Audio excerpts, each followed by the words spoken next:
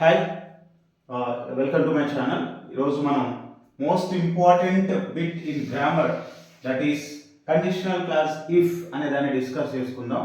ఇప్పుడు దీనిలో 4 రకాలైనటువంటి కండిషనల్ క్లాసెస్ ఉంటాయి. అవి ఏంటి అని చెప్పేసి డిస్కస్ చేద్దాం. ఇది ఫస్ట్ వచ్చేసరికి zero type condition. Zero type condition అంటే ఇది యూనివర్సల్ ఫ్యాక్ట్స్ గురించి తెలియజేస్తుంది, గుర్తుపెట్టుకోండి. ఇందులో if clause, main class. If clause అనేటువంటి ఫార్మాట్ లో 2 క్లాసెస్ ఉంటాయి. ఒకటేమో ఇఫ్ క్లాస్, ఒకటేమో మెయిన్ క్లాస్. ఇక్కడ ఇదేమో ఈ ఇఫ్ తో ఉన్నదాన్ని ఇఫ్ క్లాస్ అంటాం, తర్వాత ఉన్నదాన్ని మెయిన్ క్లాస్ అంటాం. ఓకే, అలాగని కంప్లీట్ గా ఇఫ్ అనేది ఎప్పుడు బిగినింగ్ లోనే ఉండాలి అంటే అలా ఏం కాదు. మళ్ళీ మిడిల్ లో కూడా it bleeds if you cut your skin అట్లా కూడా రావచ్చు సెంటెన్సెస్, నో ప్రాబ్లం. కానీ ఇలా ఒక ఫార్మాట్ ఉంటుంది అనమాట. If you cut your skin, it bleeds. Here, if you observe, universal facts మాత్రమే. అంటే మనం స్కిన్ కట్ చేసుకుంటే బ్లడ్ వస్తుంది అంతే, ఇంకా అందులో డౌట్ ఏం లేదు. కాబట్టి ఇక్కడ V1 ఉంటుంది, ఇక్కడ కూడా V1 ఉంటుంది. అంటే వర్బ్ 1 ఉంటుంది, ప్రెసెంట్ ఫామ్, సింపుల్ ఫామ్ ఉంటుంది, సింపుల్ ప్రెసెంట్ ఫామ్ ఉంటుంది. అలాగే if you heat, simple present V1, it melts V1. So if you heat ice, it melts. అంటే ఐస్ ని హీట్ చేస్తే అది మెల్ట్ అవుతుంది. తర్వాత if we pour V1, simple present tense, oil in water, it floats V1. అంటే ఈ sentence లో, ఈ జీరో టైప్ ఆఫ్ కండిషన్ లో అది ఒకవేళ యూనివర్సల్ ఫ్యాక్టర్ మీరు ఫీల్ అయితే కంపల్సరీ మీరు ఏం చేయాలంటే V1 and V1 అని మాత్రమే రాయాలి. Yes, this is what first type of condition. Second ఏంటంటే అంటే జీరో టైప్ కండిషన్ అంటారు దీన్ని. జీరో టైప్ కండిషన్ దేన్ని డీల్ చేస్తుంటుంది అంటే యూనివర్సల్ ఫ్యాక్ట్స్ ని డీల్ చేస్తూ ఉంటుంది. తర్వాత మనకి టైప్ 1 అంటాం. టైప్ 1 కండిషన్ ఇది దేన్ని డీల్ చేస్తుందంటే ప్రాబబిలిటీని డీల్ చేస్తుంది. ఏమంటాం? ప్రాబబిలిటీ. ప్రాబబిలిటీ అంటే దేర్ ఇస్ ఏ ఛాన్స్, ఒక ఛాన్స్ ఉండొచ్చు, ఓకే అని ఉంటుంది అనమాట. అంటే ఇందులో ఏమంటుందంటే ఇఫ్ క్లాస్ లోకి వచ్చేసరికి V1 ఉంటుంది, కానీ మెయిన్ క్లాస్ లోకి వచ్చేసరికి will or shall or can or may plus V1 ఉంటుంది. గుర్తుపెట్టుకోండి, ఇది ప్రాబబుల్ కండిషన్. అంటే పాసిబిలిటీ ఇస్ దేర్ అన్నట్టు అనమాట. Yes, there is a possibility అని చెప్తాం. ఎగ్జాంపుల్ కి వచ్చేసరికి if they ask me, I can help them. Right, I can help them. ఇక్కడ దే ఆస్క్, ఇక్కడ V1 ఉంటే అంటే ప్రాబబుల్ కండిషన్ వచ్చేసరికి ఇటు వచ్చేసరికి I can help them, or I will help them, or I shall help them, or I may help them, ఏదైనా వాడొచ్చు. V1 అంటే ఈ మోడల్ ఆక్సిలరీ ప్లస్ V1 వాడాలి. ఇది probable condition. For example, if Ravi comes here, చూడండి V1, if Ravi comes here, she may meet him. she may meet him. ఇక్కడ చూడండి probability, okay, possibility is there. Probability అంటే ఆల్మోస్ట్ పాసిబుల్ అన్నట్టు అనమాట. Right, if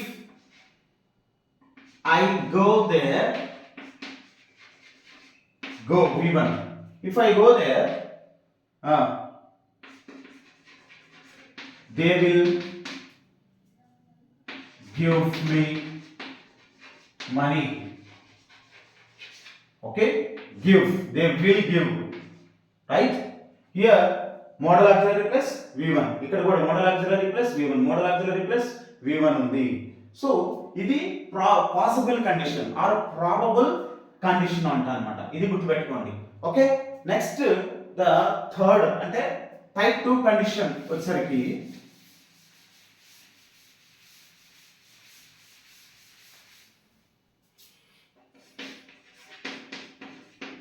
type 2 condition వచ్చేసరికి improbable condition అంటారు దీన్ని. Improbable condition. What is improbable condition here? Improbable condition అంటే ఏంటి అంటే ఆల్మోస్ట్ ఇంపాసిబుల్ అదనమాట. ఇందులో ఏముంటుందంటే ఇఫ్ క్లాస్లోకి వచ్చేసరికి V2 ఉంటుంది. అంటే ఇఫ్ క్లాస్లో V2 ఉంటుంది, మెయిన్ క్లాస్లోకి వచ్చేసరికి would or could or might plus V1 వస్తుంది.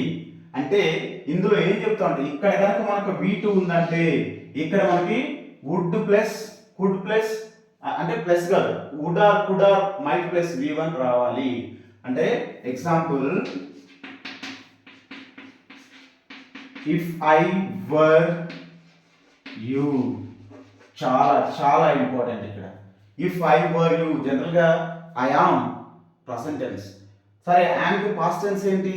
ఐ వాజ్ అనాలి, కానీ ఐ వర్ అని వాడుతున్నాం. ఐ వర్ ఎప్పుడైనా సరే ఈ ఇఫ్ కండిషనల్స్లో ఒక ఇమాజినరీ కండిషన్, ఇది ఇమాజినరీ కండిషన్ అని కూడా అంటారు దీన్ని. ఓకే, ఇమాజినరీ కండిషన్ అని కూడా అంటాం. సో ఇలా V2 ఉన్నప్పుడు అంటే ఇఫ్ ఐ వర్ యూ అని మాత్రమే వాడాలి, గుర్తుపెట్టుకోండి. ఇది ఇమాజినరీ, నేనే నువ్వైతే. If I were a bird, for example, if I were a bird, yeah, what would happen? I would fly. ఇక్కడ చూడండి, I will fly అనలా, I would fly or I could fly అని అంటున్నాం. అంటే అర్థం ఏంటి ఇక్కడ? ఇది almost impossible. If I were a bird, నేను పక్షి అవడం పాసిబుల్ కాదు. ఇఫ్ ఐ వర్ యూ అని అప్పుడప్పుడు మనం అంటుంటాం. If I were you I would never miss the chance అంటాం. ఇఫ్ ఐ వర్ యూ, నేను నువ్వైతే, నువ్వు నేను ఎట్లా అవుతాను, నేను నువ్వు ఎట్లా అవుతావు, కాలేవు కదా. కాబట్టి ఇది ఇమాజినరీ కండిషన్ అంటాం, అందుకే ఇంప్రాబబుల్ కండిషన్ అంటాం. So if I were a bird I would fly. ఇంకా ఏమైనా చెప్పుకోవాలనుకుంటే, if I were you I would not miss the chance. So ఇది ఇంప్రాబబుల్ కండిషన్ అన్నమాట. ఇంకా మీరు చెప్పాలనుకుంటే ఇక్కడ V2 వస్తుంది. If I wrote the exam they would copy it. అంటే అర్థం ఏంటి? నేను రాసేది లేదు, వాళ్ళు కాపీ చేసేది లేదు అన్నట్టు అనమాట అసలు అర్థం. అంటే అది ఇంపాసిబుల్ అన్నట్టు. ఇక్కడ కూడా if I were a bird I would fly అంటే నేనే పక్షినైతే ఎగిరిపోతాను అంటారు, కానీ అక్కడ నువ్వు పక్షులు అవ్వలేవు, ఎగరలేవు అని అర్థం. ఇది ఇంప్రాబబుల్ కండిషన్ టైప్ 2 యొక్క మీనింగ్. ఓకే, నెక్స్ట్ టైప్ 3 వచ్చేసరికి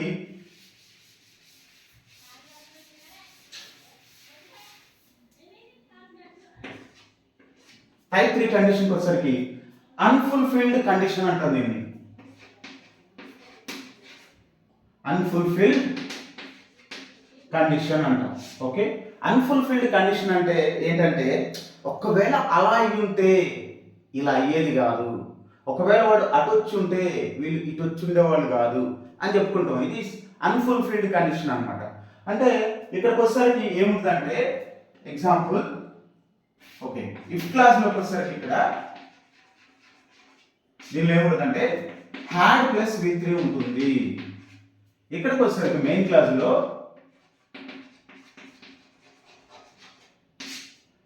ఏముంటుందంటే ఇక్కడ would have or could have plus V3. Okay, ఇక్కడ had plus V3 ఉందంటే అక్కడ would have or could have plus V3 వస్తుంది. For example,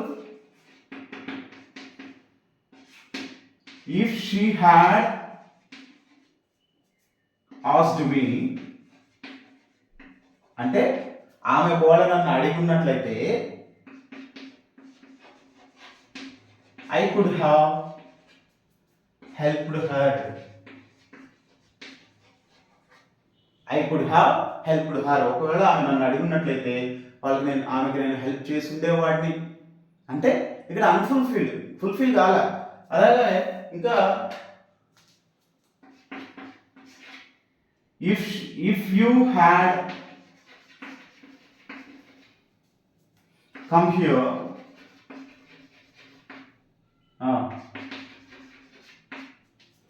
they would have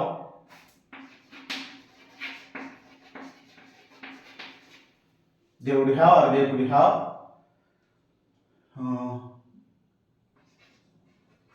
arranged or adjusted money. Okay, they could have arranged money or they could have adjusted రాసుకుందాం. arranged అంటే okay sometimes okay ఇలా ఉంటుంది అనమాట. If you had come here, ఒకవేళ నువ్వు ఇక్కడికి వచ్చినట్లయితే వాళ్ళు మనీ అడ్జస్ట్ చేసి ఉండేవాళ్ళు, కానీ నువ్వు రాలా, వాళ్ళు అడ్జస్ట్ చేయాల. సో ఇలా మీరు కూడా ఒక సెంటెన్స్ చెప్పొచ్చు. చెప్తారా? ఇదనమాట. ఇది ఈ మొత్తం మనకి 4 types, zero type, type 1, type 2, type 3 ఉన్నాయి అనమాట. జీరో కండిషన్లోని యూనివర్సల్ ఫ్యాక్ట్స్ని తెలియజేస్తుంది, టైప్ 1లోనే ప్రాబబిలిటీని తెలియజేస్తుంది, టైప్ 2లోకి వచ్చేసరికి మనకి ఇంప్రాబబిలిటీని తెలియజేస్తుంది, లేదా ఇమాజినరీ కండిషన్ అని కూడా ఉంటుంది, దాన్ని ఇమాజినేషన్స్కి కావిస్తుంది. అలాగే థర్డ్ టైప్ 3కి వచ్చేసరికి అన్ఫుల్ఫిల్డ్ కండిషన్స్, అంటే ఒకవేళ అలా ఉంటే ఇలా ఉండేది కాదు. So if you had gone this way you couldn't have met with an accident, ఒకవేళ నువ్వు ఎలా ఉంటే నీకు యాక్సిడెంట్ అయ్యి ఉండేది కాదు అని చెప్పేసి అప్పుడప్పుడు మనం అనుకుంటూ ఉంటాం అనమాట. ఇది ఇట్లా అంటుంది. సరే, నేను 2 ఎగ్జాంపుల్స్ చెప్తాను, 2-3 ఎగ్జాంపుల్స్, వాటికి మీ ఆన్సర్ లేదో చూద్దాం.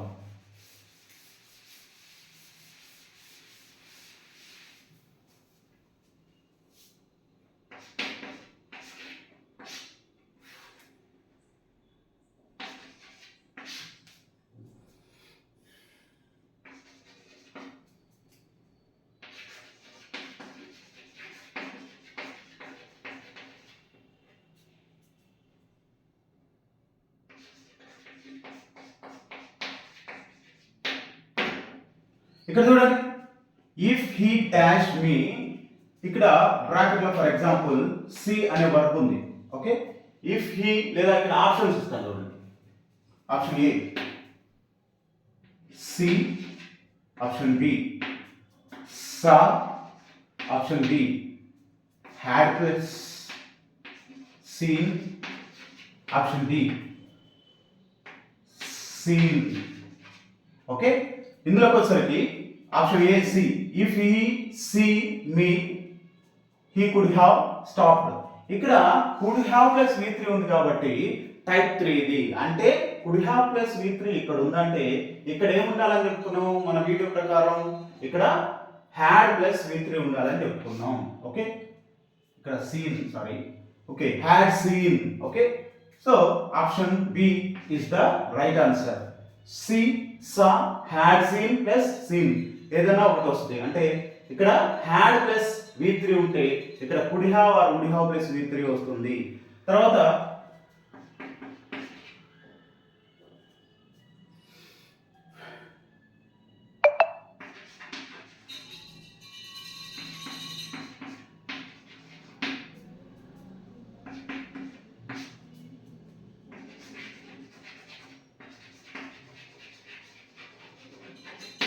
ఇక్కడికి వచ్చేసరికి option A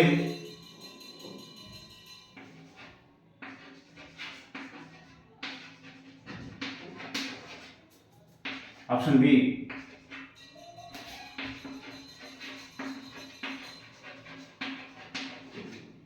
option C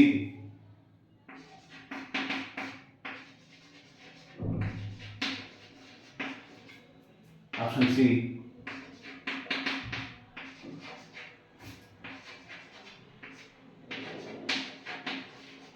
so ఇందులో ఏ ఆప్షన్ కరెక్ట్ చూడండి. If you call me I dash your questions, I would answer your questions, I could answer your questions, I will answer your question, I will answer your question. ఇందులో ఏది correct? So ఇది రాదు, ఎందుకంటే ఇక్కడ V2 లేదు మనకి, కాబట్టి ఇది కూడా రాదు. ఇక్కడ విల్ ప్లస్ ఇక్కడ ఆన్సర్ ఉంది, ఇది రాంగ్, ఇది రైట్ ఆన్సర్. కాబట్టి C is the right answer. So ఈ విధంగా మనకి బిట్స్ అనేవి అడగడం జరుగుతుంది. Okay, if you like my video please subscribe. Until then see you.